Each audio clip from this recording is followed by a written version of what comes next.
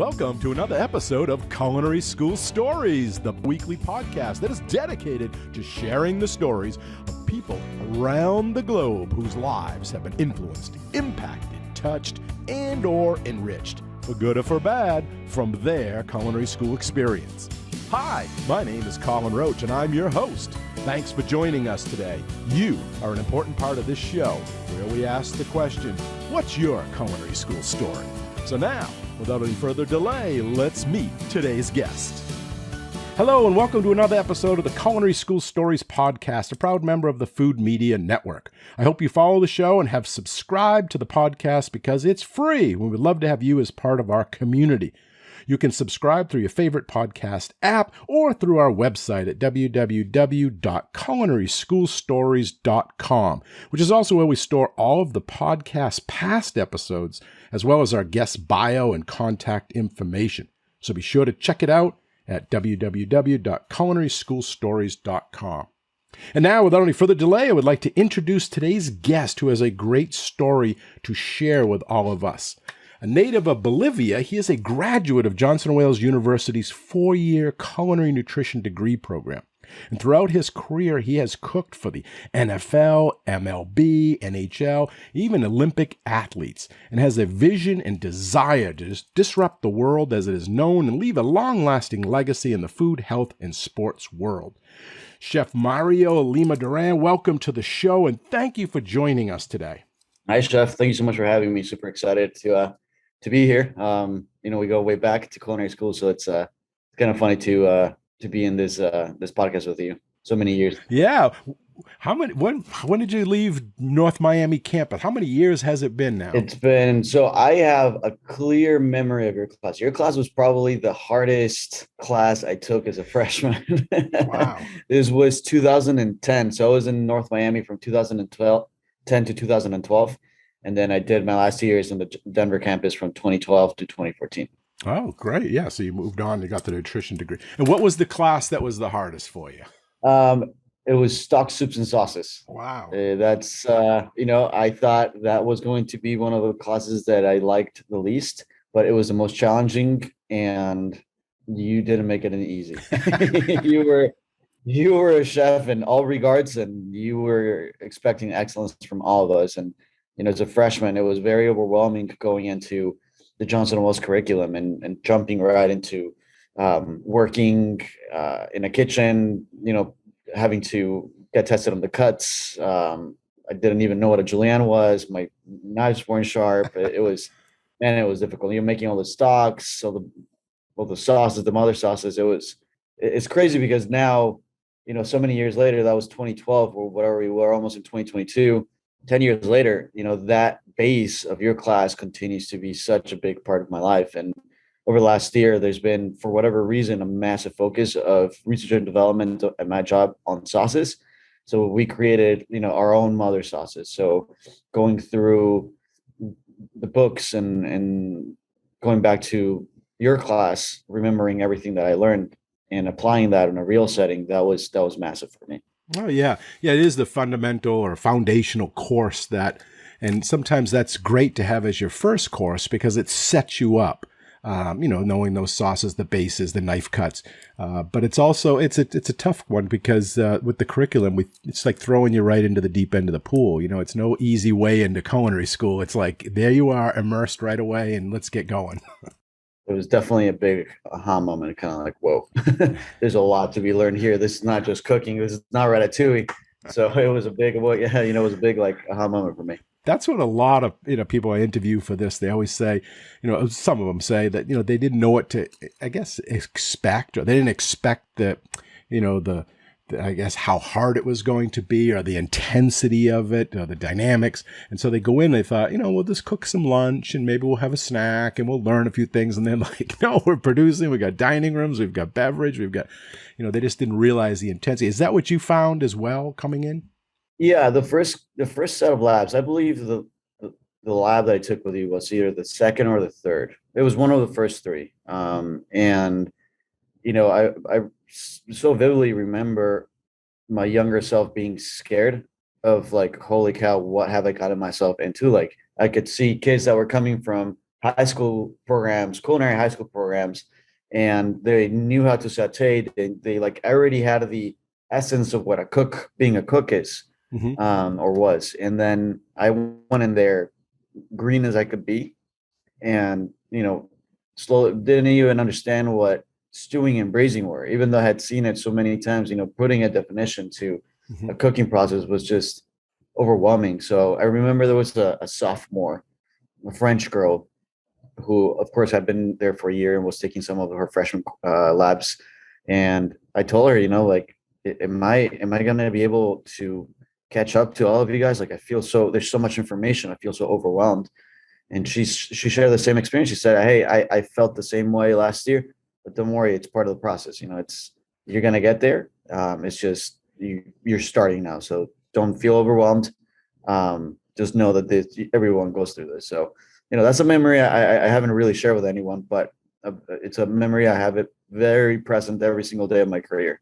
And that's good to bring up because we do have a lot of listeners that are in the high school level, maybe interested in going to culinary school, and they may be fearing it. And I've even had some guests on the show that were, older. It was their second career, and they were wondering, can I do it? Am I going to be able to, hang in there with the younger? And everybody, I guess, has doubts whenever they're trying something new. They're stepping out of their comfort zone. So, For sure. I think bringing that up, what you're saying is like, just hang in there. It's like almost like the military boot camp. Everybody starts with nothing and then you work your way up, and then, look back, Yeah. you go, wow, it wasn't so bad. But at the time it was terrifying.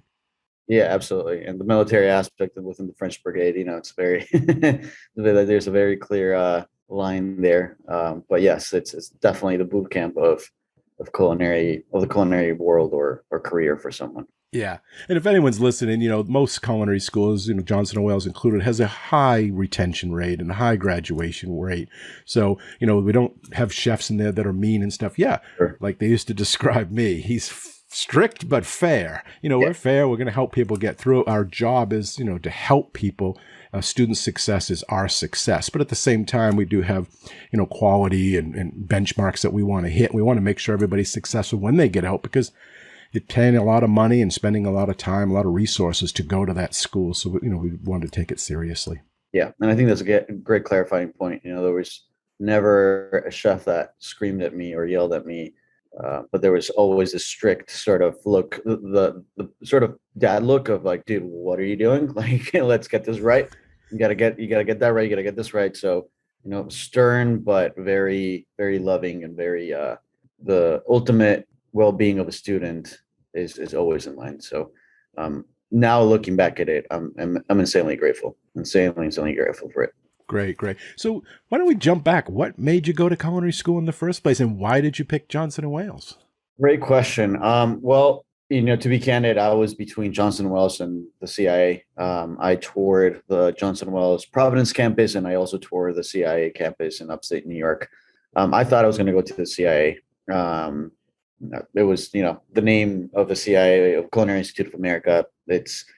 It's got a great name behind it. It's got a great history behind it. Great chefs have come out of it. Yep. And so I toured both of them. Ultimately, I got treated more as a student and as a human at Johnson and Wales than at the CIA. At the CIA, when we were going through the financial aid process, I was given loans, and I've never been a believer of loans. Neither has my family, though we had to get some loans out. It wasn't much, thankfully. We felt more welcomed at Johnson Wales. The financial aid process was much more giving, and it was a better package overall. And of course, it's an accredited university, so that was also a big deal for myself and for my family. And I mentioned the movie Ratatouille earlier on the podcast, and that had a big influence in why I went into culinary school. The story that I tell is this. So when I was in fifth grade, as you mentioned in my intro, I'm originally from Bolivia. So this is back in Bolivia. I went to an all guys Catholic school, and we had really small classes, right? Like, imagine fifth grade having 16 kids. We had a total of 300 kids in the school. So during fifth grade, we were a class of, I believe, 16 to 18 kids. And we always had celebrations for birthdays and whatnot every single month. And so everybody would bring a soda, everybody would bring chips or something like that. And at this point, I decided that I wanted to bring a pizza. And so, being the kid that I was and having no culinary background or expertise of any sort, we went to the store with my mom and we bought a pre-made dough. We bought the pre-made sauce. We bought the pepperoni, bought the cheese.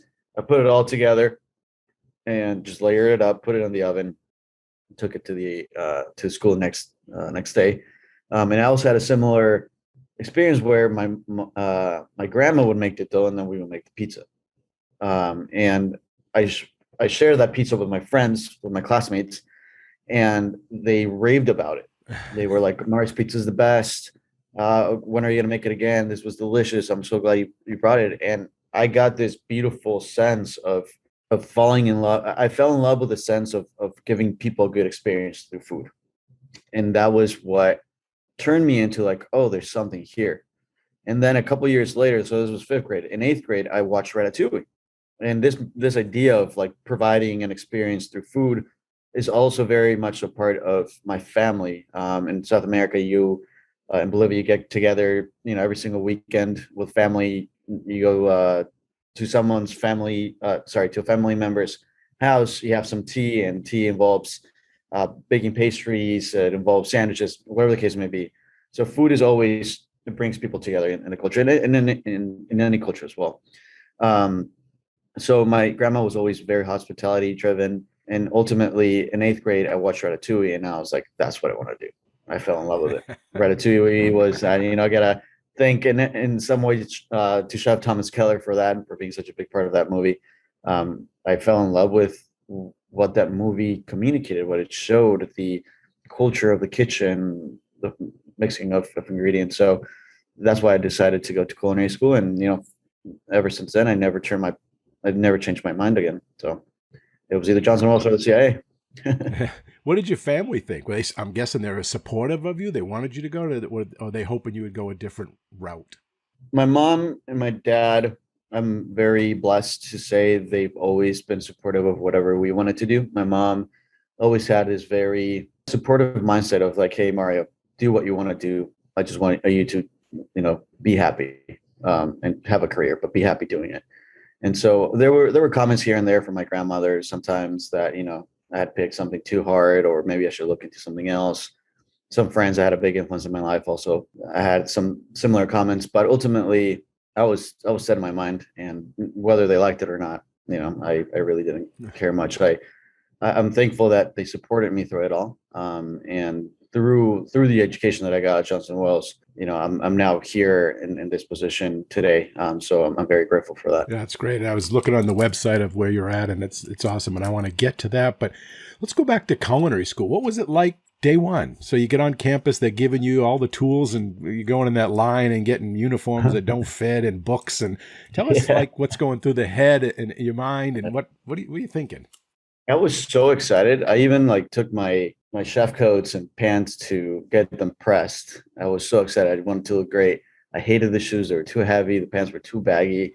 I was never a fan of those. But I wanted to look good. I wanted to look the part. But it was overwhelming. I didn't have like a typical first 2 years of college because I was a commuter. I had graduated high school from Miami, and so I would just go up and down from Coral Gables to North Miami.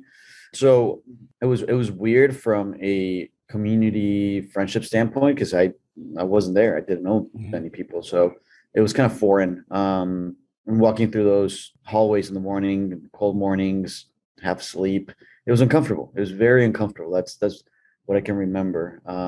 I always had a difficult time waking up on time for for the labs. Certain chefs gave me bad grades because I was constantly late, but that really shaped me. That really helped me become a better, more responsible professional down the line. But yeah, I guess in summary, it was uncomfortable across the board. It was weird. It was different. I didn't know if I had picked the right school. I didn't know if I was going to fit at Johnson Wales. So with everything, it was kind of like starting high school over again. That new fresh start feeling that everybody I think can relate to. But in a college setting. And did it at some point something change, click, and it was like, oh, I'm comfortable now. I feel I fit in. I got a little bit of roots here, or did it take a while for that? Yeah, well, I mean, with time, the beautiful thing about the labs is that the same people that were taking a set of labs during one trimester decided to pick the same times, the same labs for the following trimester. So there was a group that sort of became part of, my labs, and some friendships were formed. I still have a really good friend. His name is Mario. So it was Big Mario and Little Mario.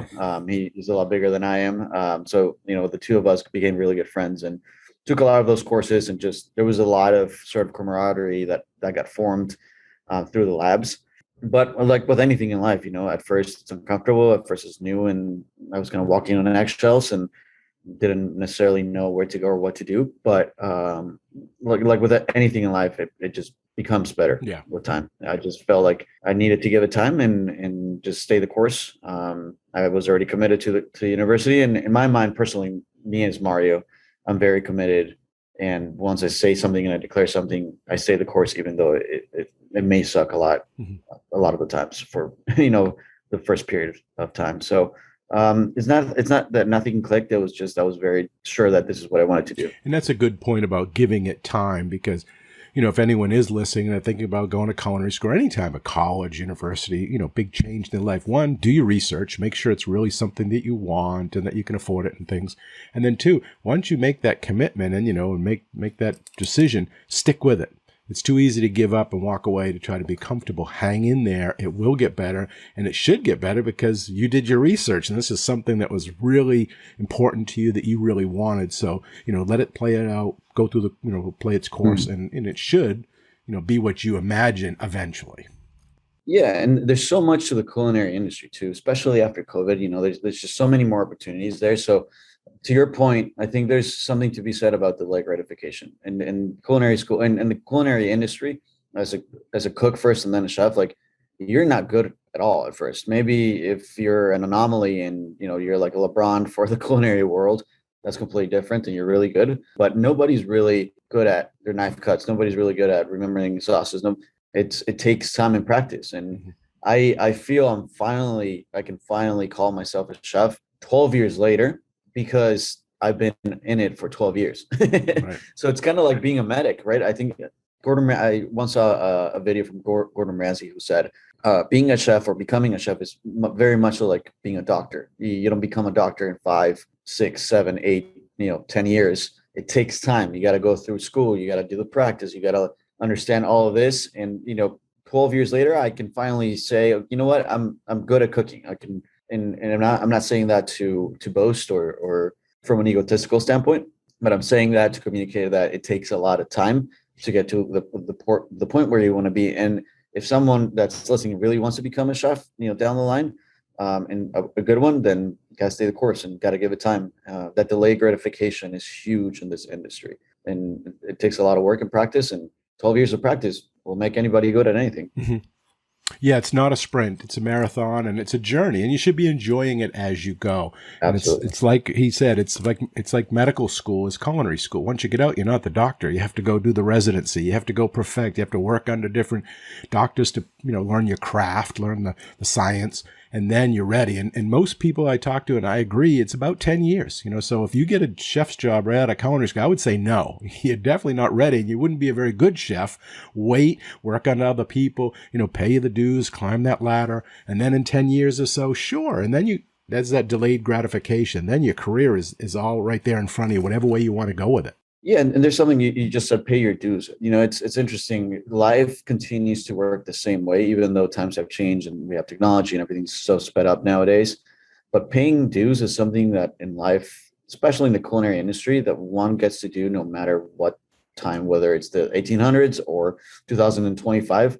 Everybody's got to go through that process. Mm-hmm. And sometimes it's going to suck. Sometimes it's going to be very uncomfortable. You're going to burn sauces and stuff like that. But it's part of the journey. So definitely agree with you wholeheartedly, Chef, that, trusting and enjoying the process is huge in this industry. Yeah, I mean, if you could look at, chopping that other bushel of parsley or peeling that bushel of potatoes, in many ways. You could look at it like, oh man, this stinks and I wish I wasn't here. What am I doing? And then poor me and pity me. Or you can look at it like, this is just part of that journey. And while I'm doing this, let me look around and see what everyone else is doing. Maybe I could do something after this or just before this, and, keep that learning, keep that positive attitude. Yeah. Yeah. And definitely stay curious. I definitely agree with that. So did you have a favorite class or a worst class or anything you remember back in that? Yeah, I actually still have my grade for my worst class. I kept that as a reminder of how, if I didn't dedicate the time, how bad I could be. It was what was the class? It was the breakfast class. Food service production. Fundamentals of food service production. Yes, and it was with this really hardcore chef. He had a mustache. Was he English? I believe so. Maybe La Castra. La Castra, there we go. It was the chef La Castra. He was the He'll one. He'll probably be listening to this. He'll be like, "Oh yeah." Well, I want to thank you, Chef La Castra, for being such a hard ass chef. I did, and apologies for my French there, but he was someone who definitely took the child sort of enamored, hopeless romantic aspect of why I was at culinary school, and through his example and through his stern way of being, showed me that I needed to take this a lot more serious. And so I got, in my practical, I think I got a 6 out of 10, 4 out of 10, 3 out of 10, something just like I was embarrassed. I almost didn't pass the class. And I remember practicing the most for that class. I grabbed a flat of 24 eggs at home, and I started doing the over easy. I started poaching, I started scrambling, I started making omelets. And thanks to him, to this day, I am very rigorous about the expectations that I have for omelets and those around me that cook omelets, right? And egg cookery became a love because of his teaching, of his style. And anyway, at the time, I thought he hated me. I don't think he ever liked me, honestly. He really did not like me. He was like, "You're always late. You're never on time." That stretch of labs was the worst that I ever sort of behaved, and it wasn't my best self showing up, let's say. But it was the most rewarding at the same time. I was humbled. I was very humbled with Chef Castro. Yeah. And that's a class that people don't think is that important sometimes, looking at from the outside. They want to get into the meat, the saute and roasting. And then that's the hardest part. And that's one of the tests I used to use when I was a chef in the industry and I was hiring a new cook or something, have them make an omelet. Yeah. It's simple. It doesn't cost a lot of money if they ruin it, but it tells you so much about the candidate. Absolutely. And I've heard that throughout many, many stages. I remember really wanting to work at this modernist cuisine restaurant in Denver. I can't remember the name of it. Something bean, the squeaky bean, something really cool, like funky like that. And I was reading how to get a stage online, and the chefs did that. You had to poach an egg, you had to cook an over easy egg, and you had to scramble or make an omelette as well. So now I'm very confident about all that. But at the time, I wasn't. So I would say that was the hardest and the worst. And like I told you, I still have that paper somewhere, as a reminder, like if you didn't dedicate yourself to your craft, this is where you could be, this is how you can show up. But also I would say that my culinary nutritional labs in Denver were some of the funnest ones that I had. Athletic performance cuisine was by far one of the funnest ones. What was the other one? Designing healthy desserts was so fun. I got so creative in that lab. It was great. The people were also pretty great in it.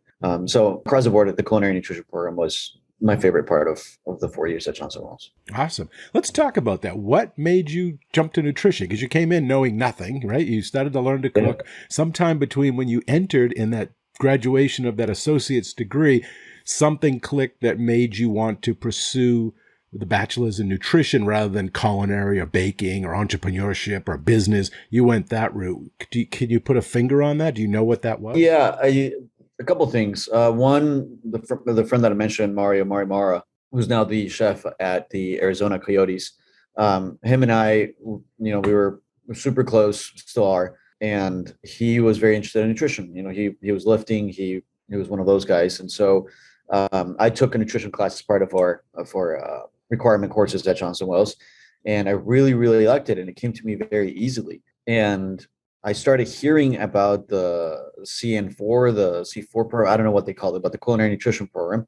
And I heard about it in the Providence campus. So I was very interested in testing that out.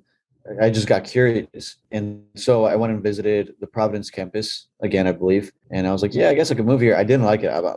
Personally, I dislike the Providence campus a lot. It's not my favorite. I don't think I could have seen myself there. And then the same professor that I had for the nutrition course, which is during my sophomore year at North Miami, said, "Hey, have you checked out the Denver campus? It's one of the most beautiful campuses we have."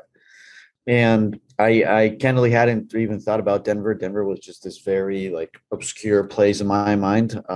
Never even thought about living in Colorado or outside of Miami at that point. And then I said, no, I haven't, but let me see it. And I saw pictures, and pictures don't do justice to the campus. The campus is absolutely gorgeous. Yeah, very beautiful. And I texted my friend Mario. I was like, hey man, what do you think about doing this in Denver? And he was like, I don't know. What do you think? I was like, well, this professor just said it's the most beautiful campus, so we should kind of just do it. And he was like, all right, let's do it. So on a whim, we decided to change from Providence to Denver. And it was one of the best decisions I made for my professional career. So it was very organic, honestly. It was kind of like life was guiding me into that path, and there was no resistance. It just came. I accepted it, and I just went with it. I rolled with it. Mm-hmm. And many people say Denver is very similar to Miami, similar in size and also kind of the culture. People seem to be friendlier than some of the larger campus, Providence or Charlotte. So I don't know if you found that when you got there. Was it similar? Yeah, for sure. The size of the campus was definitely similar. It was very small, very intimate, much more beautiful than the North Miami campus. In all honesty, the buildings were just mind-blowing, beautiful. The professors were great. The chefs were great. People were very friendly. Across the board in Denver, people are super friendly. So yeah, and it was a great experience. It's a great city for food and beverage. There's so many breweries. There's just so many distilleries. Great food.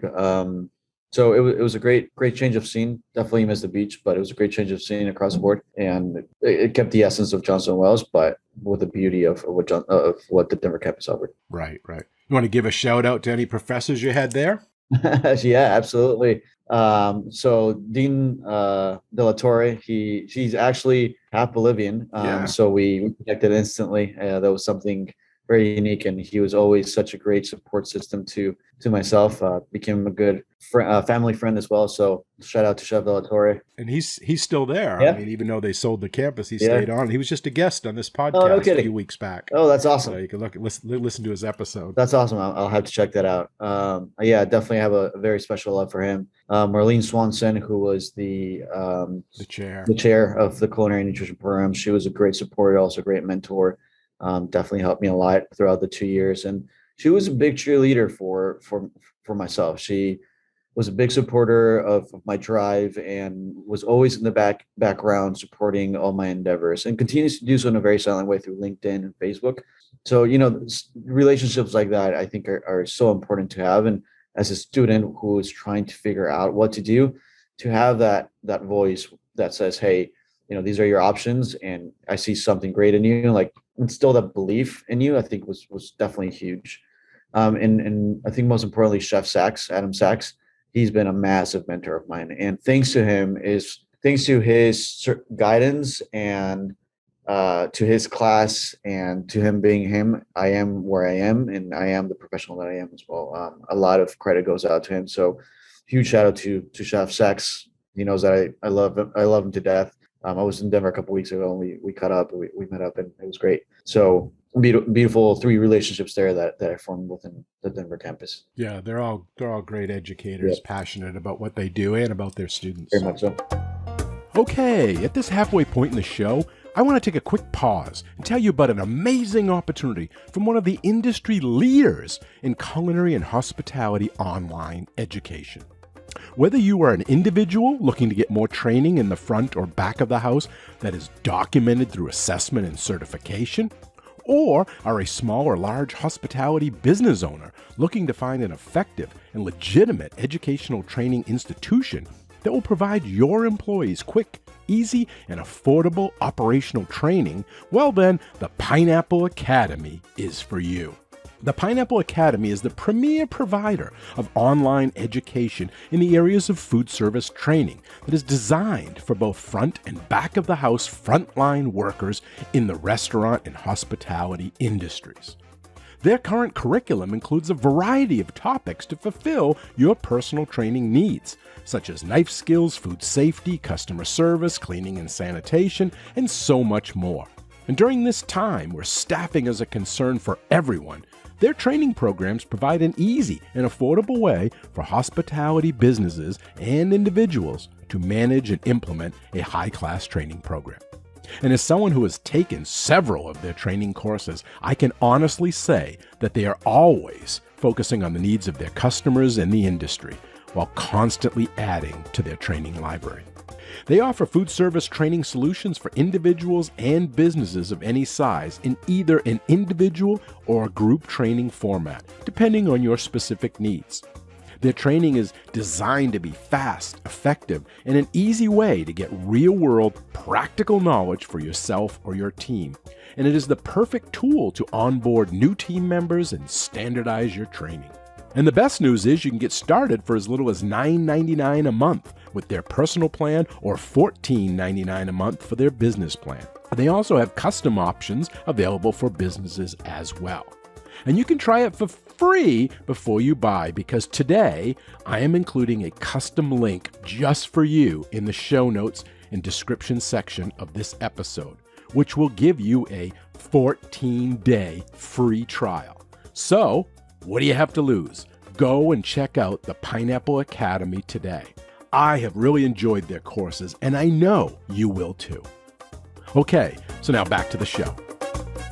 So then you graduated with your bachelor's degree, and maybe some people listening don't know about like the career development offices and the places that can help place you in jobs. So how did that help you, and how did you get to be the chef of all these professional sports teams, these professional athletes and Olympians? Great question. So I had two paths. I could either take the clinical path, or I could take the sports performance path. And growing up, I always played sports. I was always into soccer and running track and fields. Also in high school, I did it. So my 6-year-old self wanted to be a soccer star, wanted to play a professional sport, but I was never really, my upbringing was never conducive to that.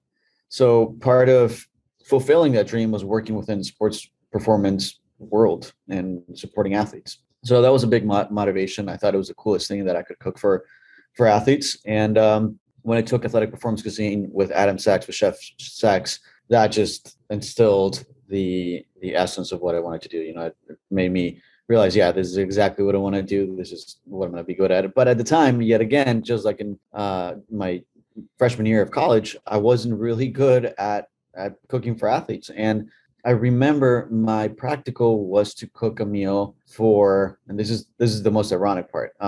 It's a beautiful story. My practical was very selected by Chef Adam Sachs because I was going to go to Cornell to cook for wrestlers for the wrestling team after college. And he gave me a practical test of creating a post weigh-in meal. And so at the time, I wasn't familiar at all with weigh-ins and how that worked and anything of that sort. And the essence of post weigh-in is you want, low FODMAP vegetables or minimal vegetables, easy to digest carbohydrates, very high carbohydrate, lean proteins, and minimal fat. Make it as delicious as possible by using sauces of a very sugary sauce like sweet and sour or whatever the case may be. And of course, there's more science to that, but I cooked a chicken with bacon and cheese, which is the most non-post weigh-in meal that you can cook. And, he didn't even eat it. He looked at it and he's like, yeah, Mario, this is not, I'll give you a grade, but this is not what I was looking for. So, that made me nervous too. And I had already gotten an internship with Cornell University, and I was going to be cooking for the Cornell wrestlers after graduating college. And I got that opportunity through Chef Adam Sachs. He, through his contacts and his professional network, got in contact with Clint Waterberg, who at the time was nutrition, one of the registered dietitians at Cornell University. He's also a wrestler, wrestled at Cornell. So he stayed around and developed and gave his time to that end. An athlete. So he met Adam Sachs at a CPSDA conference, and they hit it off. And he said, "Hey, I'm looking for an intern for a year." So I jumped to the opportunity because my twin sister, I have a twin sister. She went to Cornell University for hospitality.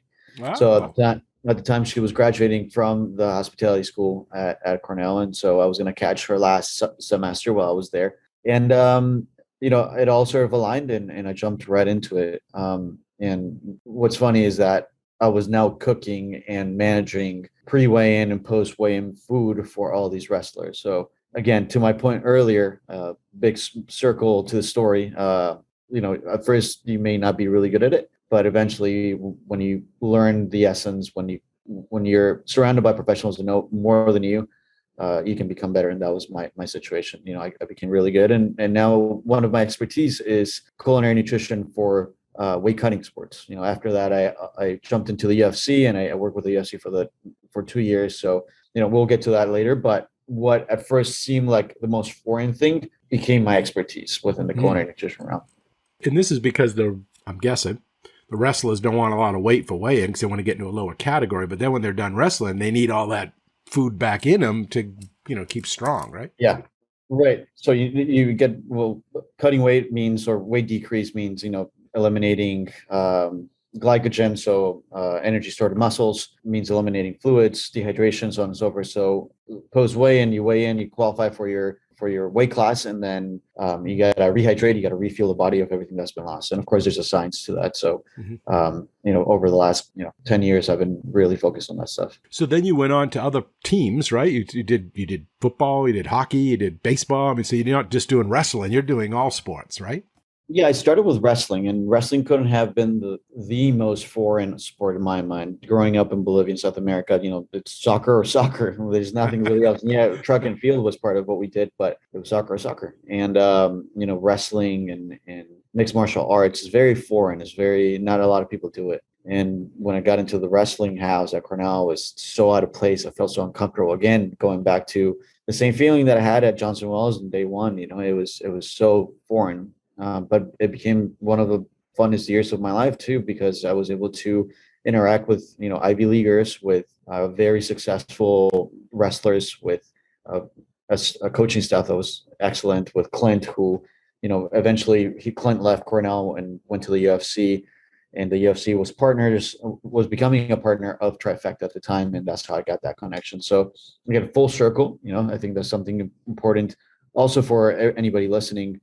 That professional realm. You guys are hearing my story and how my chef from high school, or my chef from Johnson & Wales, got me a connection at Cornell, my first job, and that job eventually got me this job at Trifecta. So it all comes full circle. So maintaining those relationships is very important as one grows in the industry. Yeah, because you don't see it at the time, but No. when you get there, you look back and you go, "Wow, look at all these steps and these connections," and you can see Right. it so clearly at that point. Yeah, absolutely.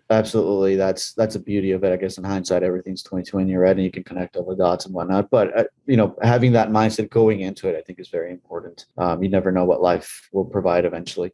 But to answer your question, after working with Cornell for a year, I got a job as a sous chef at Exos, and Exos is a high intensity training center for athletes. It used to be called Athletes Performance when they first started, and then they changed to Exos. They rebranded to Exos.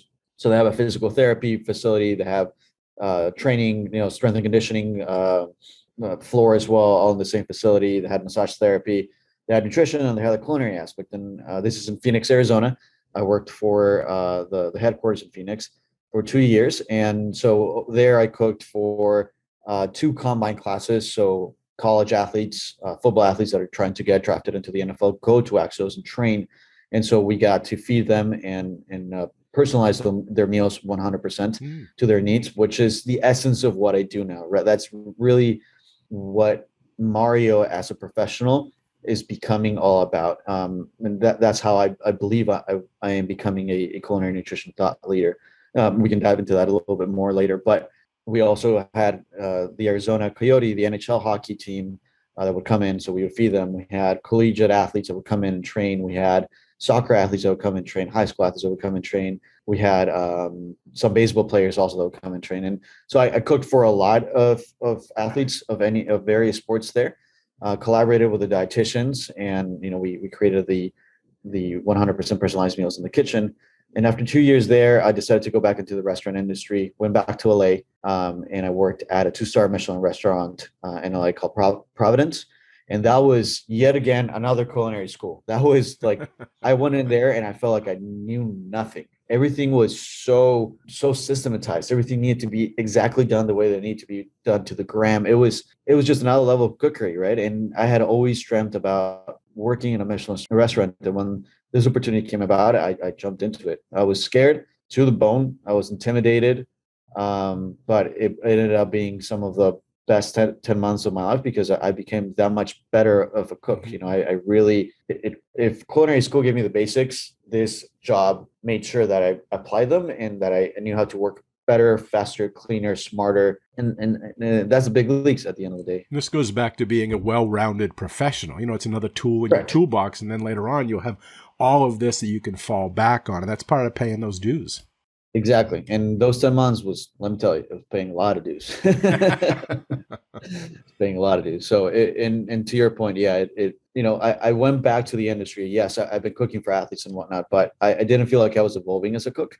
And I went back to the industry and to a place where I was uncomfortable again because I knew that was what was going to make me a better cook, a better chef. Mm-hmm. And it did. I'm very grateful for the 10 months. It was a lot of stress. I don't wish that personal experience for anybody. Not that it was negative. There was just a lot of other factors in my life going on at the time. But through that experience, again, I became a better, well-rounded professional. Mm-hmm. Let me ask you, what are the athletes, especially the professional ones or these wrestlers and stuff? How do they look at you? How do they view you? Are you like their hero? They love you because you're giving them food? Or are they like, oh, this guy's giving us some, wheat germ grass salad, something that they're like, no, we want ribs? Or how do they see you? I constantly ask about that question. I don't think I have a clear answer to that. From experience, you can become a homie of the guys. You become one of the guys. You become part of the team, and like you develop a relationship with them if you're in a place for long term. But ultimately, as a chef, as a performance chef, the essence of the job is cooking food that is very familiar to the athlete, but the athlete, 16-year-old athlete in themselves, like the kid and the athlete, right? Okay. But you got to make it taste good and healthy at the same time. So let's say this is the perfect example I can give you. Like let's make a mac and cheese, but make it healthy. So instead of using cream cheese and a white mother sauce base, you use butternut, and you roast the butternut, and you use nutritional yeast. And yeah, you can add cheese for the cheesiness, but you reduce the fat, and you're giving them that much more. You can add turmeric for anti-inflammatory purposes. So you kind of play with that without them really knowing. And you make something that is very typical, very classic, very kid-like, but you make it healthy and you provide it to them. So you kind of meet halfway. Like as a chef, you got to be creative in making wings healthy. Make a buffalo sauce that's healthy, that is not covered in butter, but also meet the athletes once and eats in that sense. So right. It's both an art and a science at the same time.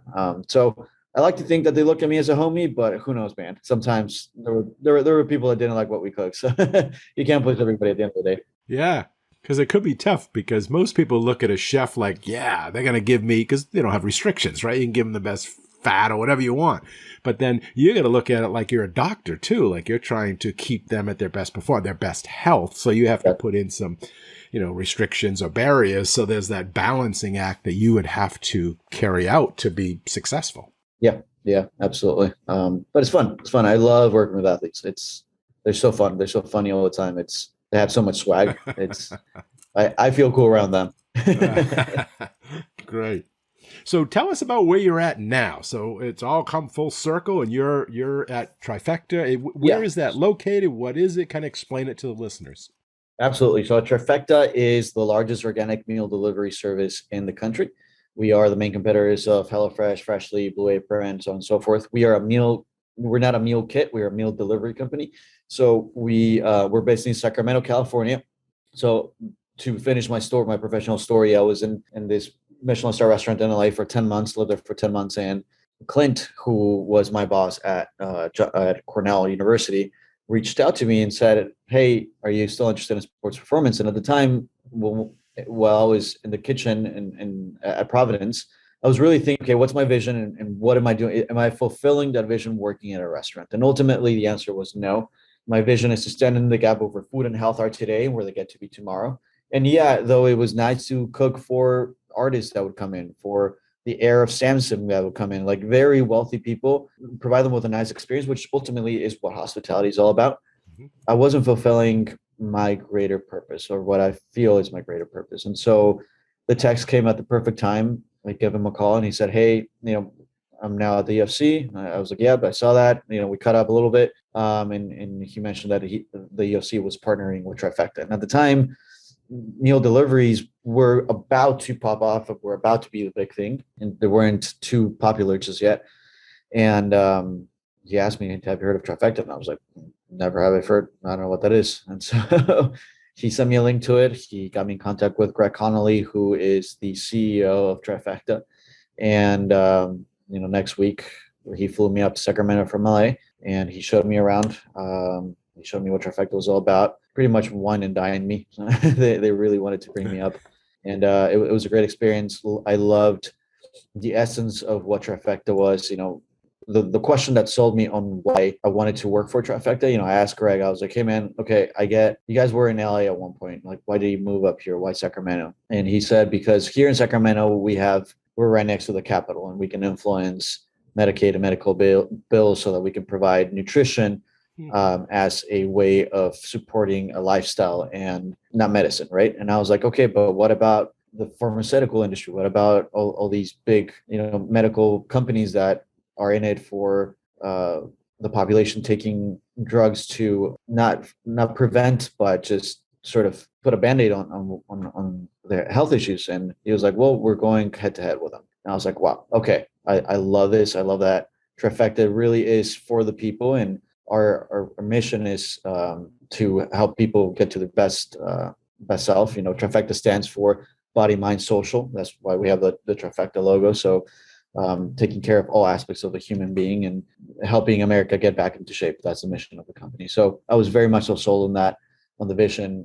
Greg is an honest man. So is his sister, Elizabeth Connolly, who is the president and co-founder of the company. So the culture here is insane. I love it. I never thought I was going to work in an office setting, to be completely honest, but I became the executive chef at the time for the company, and I started traveling, taking care of developing the program for the UFC. So I started developing the culinary nutrition program for the UFC, working in conjunction with the nutrition department and team of the UFC.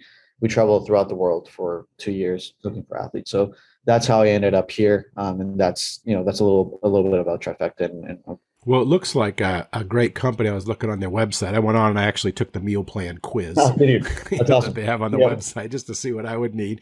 But they have a dog-friendly office. It has a stocked kitchen with snacks. It gives you free meal replacement for employees at their home.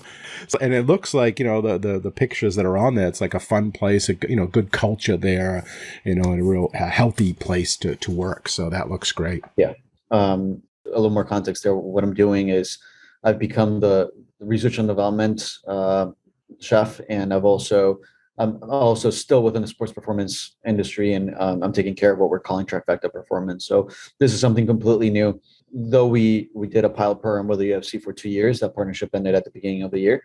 And now we've developed intellectual property so we can train chefs that may not have a nutrition background on how to understand and how to communicate with the nutrition department and create 100% personalized meals for the athletes. So we're currently in partnership with the Sacramento Kings. We're, again, relaunching and repiloting the program.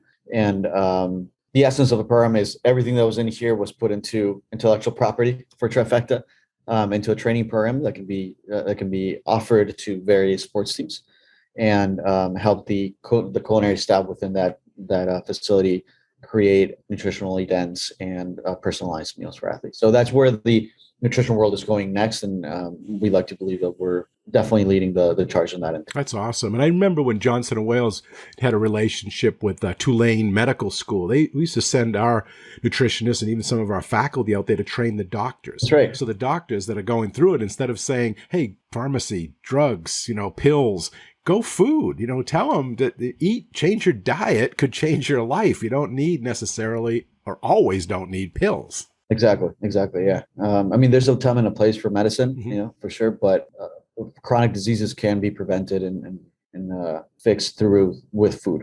Food is medicine. So now if someone's listening, it doesn't have to be an athlete. It could be a business that wants to reach out to you, but it could be just an individual that wants to look at your, paleo, your keto, your clean, whatever the type of meal kits, not meal kits. So I guess the meal plans that you would send to them, that's free delivery and all the recycled packaging. How could they get information on that? Yeah, great question. So anybody that may be interested in Trifecta, you guys can check our website out, trifectanutrition.com. We're also on all social media, so our handle is @Trifecta. And we have various meal plans ranging from vegan, vegetarian, clean, paleo, classic, and keto. And every single meal plan has different macronutrients. And that's something that we pride ourselves in. We are a macro balance company. So the food that you're getting is not only high quality and you're receiving organic ingredients, but you're also getting meals that are macro balanced, and they're meant to help you either lose weight, gain weight, or maintain or improve your health at the moment. So every single plan has a different purpose. We have, like you said, Chef, we have quizzes online that you can take so that you see which meal plan may fit you best, and you can also understand how to calculate your macros and so on and so forth. So there's a lot of resources that we have on our website. Well, the food looks delicious. Now, it's delivered, I think you said, on their Fridays.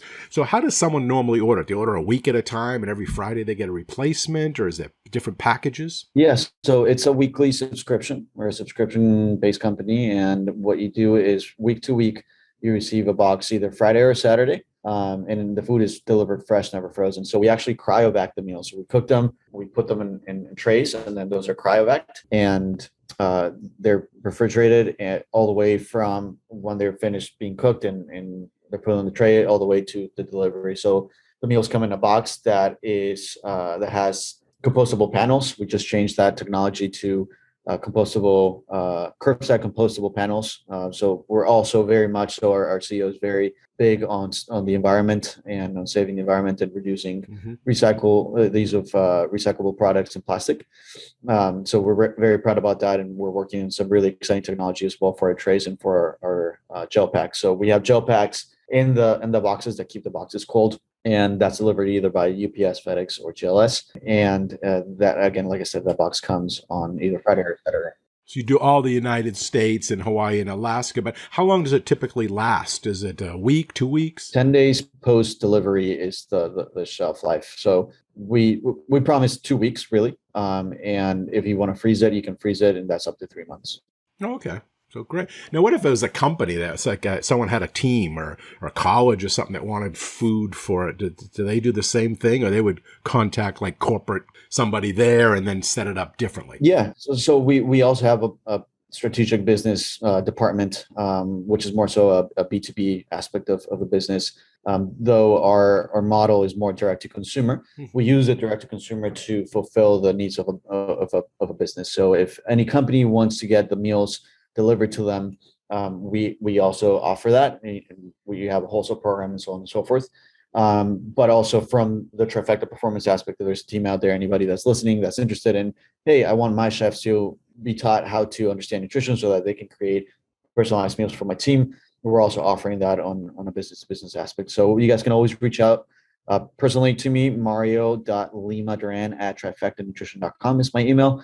Or you guys can chat into the website, and our customer service department will be able to assist you in pointing in the right direction. But we're always open to talking to anybody of that sort. We actually have a couple studies going on with the University of Miami, and we're sending the meals to them so they can use the food to fulfill the needs of the study. So we're in various places in that sense. It's very exciting. Great. Now put all those links in the description and the show notes for the show, and it'll be, with your bio and all your attachments, so that if anyone is listening and maybe they're driving or something, they couldn't catch that link, they'll be able to look there and find it and click on it. Super.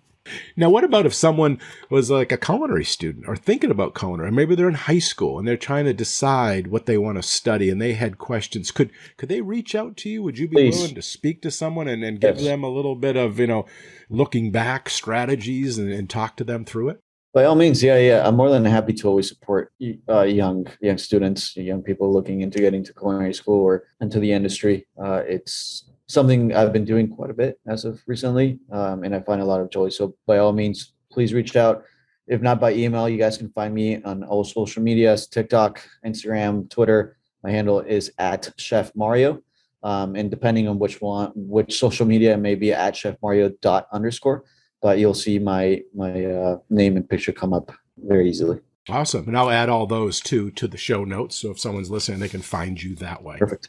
Great. So now let's look back at culinary school. Now that you have some perspective and you can look back and you can, you've got that return on investment and looking at all the studies you did and those tough chefs like me, was it worth it? I mean, would you do it again? Yeah. Would you change anything? There's always a never-ending discussion as to whether culinary school is worth the investment. And I think culinary school is worth the investment for two reasons. One, because it makes the industry that much more professional, and it feeds the industry professional people who are better equipped to do the job better. And also, this is where I struggle. Ultimately, my answer is yes, it was very much so worth it, because without the education that I got from Johnson & Wales, I wouldn't be here at Trifecta. I wouldn't be doing research and development for the meal plans. I wouldn't be developing a world-class culinary nutrition program. I wouldn't have the tools to utilize ESHA and analyze the nutrition of every single recipe. All those things I learned at Johnson & Wales, all the tools that I have under my belt are 100% being utilized right now at this job. And I've gotten really good at it, which is the best part. That's where the fun comes in, right? Where I struggle sometimes with culinary school is, and this is me being super candid, is if someone is going to invest close to $80,000 and they don't have any financial aid and they're taking out loans and they're in debt for $80,000, and the only thing they do with that is go to a restaurant and work in a line and get paid $13 an hour, then that's where the discrepancy, that's where my heart can't say that, yes, you should go to culinary school. Because if that's the case, you can also go to a culinary school called Real Life Experience in a Kitchen, right? But my advice is, if you are going to do that, if you want to skip culinary school, which I suggest you at least do two years of an associate's, at least to have some education under your belt, is to go to a really good restaurant, a restaurant that scares you, a restaurant that you feel you're going to get fired every single day that you walk in. And though that sounds awful, eventually you're going to get really good at it. I remember my freshman year working at this restaurant in Miracle Mile in Coral Gables. It's called Talavera. It's a Mexican restaurant. And I remember the first weekends, they were awful. I was messy. I was slow. I didn't know how to move. People actually made bets on how long I would stay in the restaurant. Yep. Cooks actually did that. And I ended up staying for a year and a half and became one of the lead cooks there. But, over time, after 6 months, I had a little switch in my brain, and all of a sudden I could do the job. I could do it really well. And I was very excited and I was very motivated to do it. So there's something to be said about working in good restaurants with good chefs that will also teach you a lot of what you may learn in culinary school, or will support the education that you get in culinary school. Right.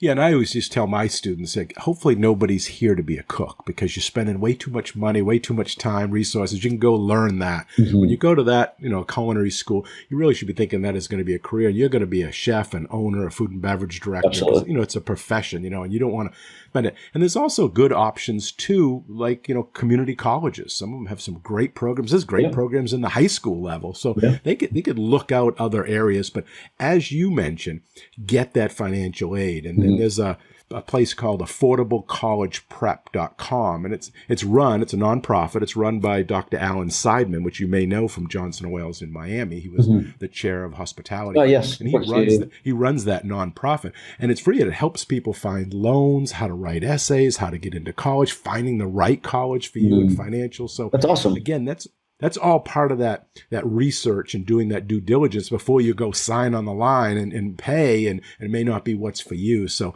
I agree. I think college and in general and any type of higher education and lifelong learning is really important, but it's got to be tailored and customized to each individual. 100%. Yeah, I can't stress that enough. I think, when I was going to school, I thought that was, you finish high school, you go to college, and is that sort of old school mindset, a very classical mindset.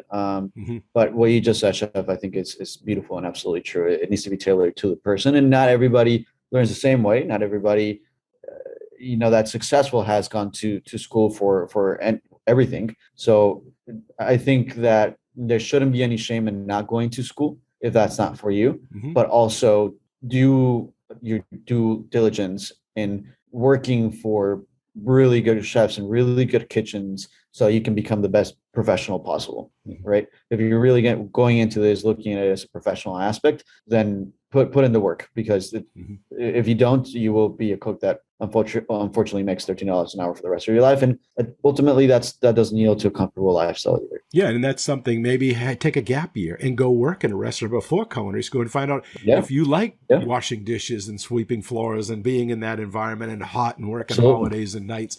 And if you still like it, then sign the line and go and do that. But as you mentioned, it's really about your passion. I've had people on this podcast that two guests that were previously lawyers. They were attorneys. Wow. They hated it, and then they gave it up to go to culinary school because that's where their passion is, and they love it. Of course, their lifestyle changed, and they had to go through some real dips. And I'm sure that's happened with culinary school. People have gone on to be culinary school and maybe chefs, and then gave it up and went after something else. And all of this could have been prevented if they found out their passion from the beginning, and they would have saved a lot of time and probably a lot of heartache and resources. 100%. Yeah, that's essential. Agreed. So as we come to the end of our chat today, and before we wrap up, is there any last minute advice or guidance that you want to leave with the listeners? Something you want to share, something you want to, tell someone that may be going into this industry or maybe going into culinary school, or just something in general? Yeah, a couple of things come to mind. First of all, always keep your knife sharp. That, having sharp knives may sound repetitive and like, oh, this guy's saying the same that everybody says, but I mean it. It's going to distinguish you as a good cook or an okay cook. And I've gone through a phase in my life where my knives were not sharp and my chives were not cut properly. And, I had to cut a lot of chives and get yelled at by many chefs, and that doesn't feel good. So first and foremost, always take care of your own tools.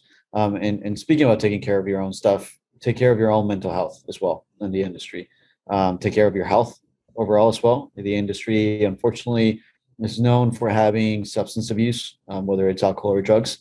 And that doesn't yield to a professional life. And that lifestyle can burn someone out very quickly. So don't be afraid of if you're going under a lot of stress in a kitchen, it's okay to take a step back and say, hey, I need to take a month for my own personal well-being, for my mental health and whatnot. I think that's something that is changing quite a bit in our industry, and I'm not afraid to talk about it. Thankfully, I never really struggled, though there was a lot of stress in my life at one point, like I mentioned in LA. Meditation, prayer, whatever you assign or prescribe to in spirituality, and also staying healthy, exercising, getting enough sunlight, because we can work in kitchens forever and not get any sunlight at all.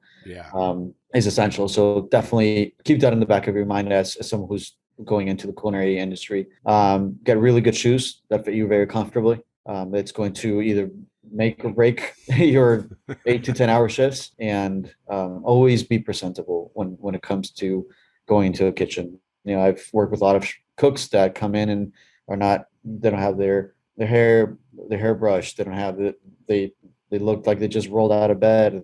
Their uniforms are dirty or wrinkled, and that's never a good look. Again, those little details are going to set you apart from being a good cook to a great cook. And I think that's very important. Those are great points. And that's something that you learn in culinary school. You can oftentimes go into the kitchen and you can see someone that's been to culinary school because of that, that boot camp, that discipline, those lineups, those uniform checks, those knife checks.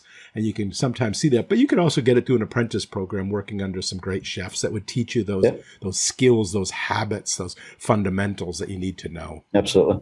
Absolutely. Well, that is just about all the time we have for this episode. I want to first thank you, Mario, for coming on the show today and sharing your culinary school story with all of us. We appreciate your time, your insight, and your honesty. Thank you, Chef. Thank you so much for having me. This was really fun. And I'm glad we were able to connect again. Yeah, it was great to catch up. Good to see you. You take care now. Bye-bye. All right. Take care.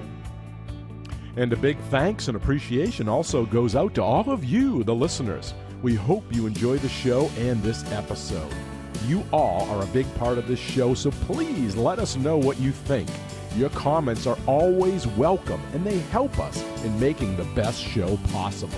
You can email them to culinaryschoolstories@gmail.com. That's culinaryschoolstories@gmail.com, or even leave us a voicemail at area code 207-835-1275. That's area code 207-835-1275. And if you like the show, we have a big ask of all of you, and that is to share the podcast with everyone you know and to give us a positive rating and review on Apple Podcasts. Okay, until our next Culinary School Story, take care and be well. Bye-bye. Culinary School Stories is a proud member of the Food Media Network.